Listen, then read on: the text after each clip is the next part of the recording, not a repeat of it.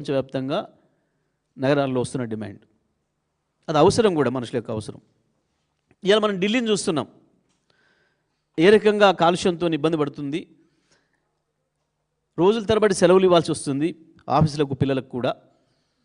ఇంట్లో నుంచి ఎవరు బయటికి పోకండి, జాగ్రత్తగా ఉండి ఇంట్లోనే ఉండి సురక్షితమైన గాలి పీల్చుకోండి, రోడ్ల మీదకి రాకండి అని చెప్పే పరిస్థితి. కానీ ఇవాళ ఇంత మంచి అవకాశాన్ని వదులుకొని కేవలం డబ్బు దందా కొరకు, తన డబ్బు దాహం కొరకు రేవంత్ రెడ్డి కావచ్చు, కాంగ్రెస్ ప్రభుత్వంలో ఉన్న మంత్రులందరూ కూడా బాధ్యులే. గతంలో ఇది ముంబైలో కూడా ఇష్యూ వచ్చినప్పుడు అప్పటి ప్రభుత్వం లేదు, మీరు 50% భూమి ప్రభుత్వానికి ఇవ్వండి, మీకు 50% భూమి కూడా మేము పలానా వాటి పెట్టుకోవడం కొరకే మేము అనుమతిస్తాం.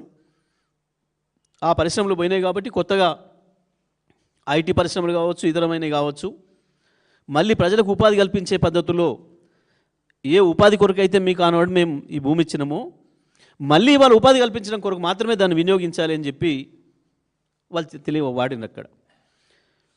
ఈ ప్రతిపాదన మా దగ్గరికి వచ్చినప్పుడు కూడా ఆ రోజు ప్రభుత్వంలో మేము ముగ్గురమే ఉన్నాం, కేటీఆర్ గారు, హరీష్ రావు గారు, నేను ఆ క్యాబినెట్ సబ్ కమిటీలో, ఇండస్ట్రీ సబ్ కమిటీలో.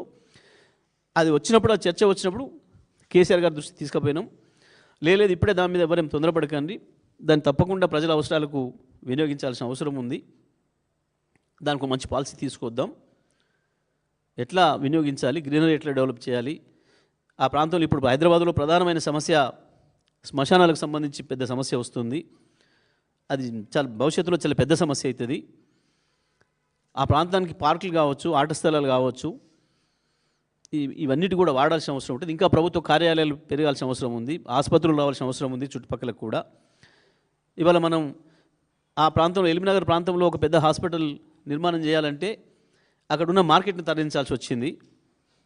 మార్కెట్ కూడా ప్రజలకు అవసరమైనప్పటికీ ఆరోగ్య సమస్య ప్రధానమైంది కాబట్టి ఆసుపత్రికి ప్రాధాన్యత ఇవ్వాల్సిన అవసరం ఉంది అని చెప్పి మనం దాన్ని అక్కడ షిఫ్ట్ చేసుకున్నాం. కాబట్టి ఇట్లాంటి అవకాశాలు వచ్చినప్పుడు జాగ్రత్తగా, తెలివిగా వ్యవహరించాలి, ప్రభుత్వాలు బాధ్యతాయుతంగా వ్యవహరించాలి. తొందరపడి ఎవరికి ఏం హామీ ఇవ్వద్దు, ఎట్లాంటిది కూడా చేయకూడదు. మనం ఉండనివ్వండి అని చెప్పి స్పష్టంగా చెప్పిన ఆ రోజు కేసీఆర్ గారు. కానీ ఇవాళ ఈ బాధ్యత లేని, సోయి లేని ప్రభుత్వం కేవలం రియల్ ఎస్టేట్ దంద మాత్రమే తెలిసిన ముఖ్యమంత్రి దీన్ని కూడా రియల్ ఎస్టేట్ దందాలాగానే భావిస్తున్నాడు తప్ప ఇది ప్రభుత్వం అని, ఇది ప్రజల ఆస్తి అని, దాన్ని మనం ట్రస్టీలుగా ఉన్నామన్న సోయి జ్ఞానం ఏమాత్రం లేకుండా ముఖ్యమంత్రి చెయ్యడం, దానికి మంత్రులు కూడా జమ కావడం. అయితే వాస్తవానికి ఇందులో మాకు తెలుస్తూ ఉంది, ఇప్పుడు ప్రారంభంలో ముఖ్యమంత్రి సొంతంగానే నిర్ణయం తీసుకున్నాడు. ఆ కన్సర్న్ డిపార్ట్మెంట్ మంత్రికి కూడా తెలియకుండానే జీవో ఇచ్చిండు. వాళ్ళందరినీ పిలిచి మాట్లాడుకున్నాడు, అన్నీ జరిగిపోయినాయి. ఇది బయటకు వచ్చిన తర్వాత ఇవాళ తప్పని పరిస్థితులలో కూడా మంత్రులకు కూడా వాటాలు ఏర్పాటు చేసిండు, మంత్రులకు కూడా వాటాలు ఏర్పాటు చేసి నోర్లు మూయించిండు. మేము ఇవాళ స్పష్టంగా డిమాండ్ చేస్తున్నాం ప్రభుత్వాన్ని, వెంటనే లిస్టు బయట పెట్టండి, ఏ ఏ పారిశ్రామిక వాడలో ఎవరికి ఎంత భూమి ఇవ్వాలని చెప్పి అనుకున్నారో వాళ్ళ లిస్టు బయట పెట్టండి. కేవలం ఒక 400 మంది బడా పెట్టుబడిదారులు, 40 మంది ముఖ్యమంత్రి, మంత్రులు, కుటుంబ సభ్యులు, బంధుమిత్రుల కొరకు 4 కోట్ల ప్రజలను ముంచుతున్నారు. కేవలం 40 మంది ముఖ్యమంత్రి, మంత్రుల బంధువులు, 400 మంది పెట్టుబడిదారులు కలిసి 5 లక్షల కోట్ల తెలంగాణ ప్రజల ఆస్తిని, 4 కోట్ల తెలంగాణ ప్రజల ఆస్తిని పంచుకోవడానికి తెరదీసిన కుట్ర ఈ హిల్ట్ పాలసీ. మేము డిమాండ్ చేస్తూ ఉన్నాం పార్టీగా, వెంటనే మొత్తం లిస్టు బయట పెట్టండి, ప్రజల ముందు పెట్టండి, ఎవరెవరో లబ్ధిదారులు దీంట్లో 50 గజాలు 100 గజాలల్లా ప్రభుత్వ భూమిలో పాపం దిక్కులేక గుడిసేసుకొని రూమ్ కట్టుకుంటే ఇద్దరు భార్య భర్తలు కష్టం చేసి హైడ్రా పేరు మీద దుర్మార్గంగా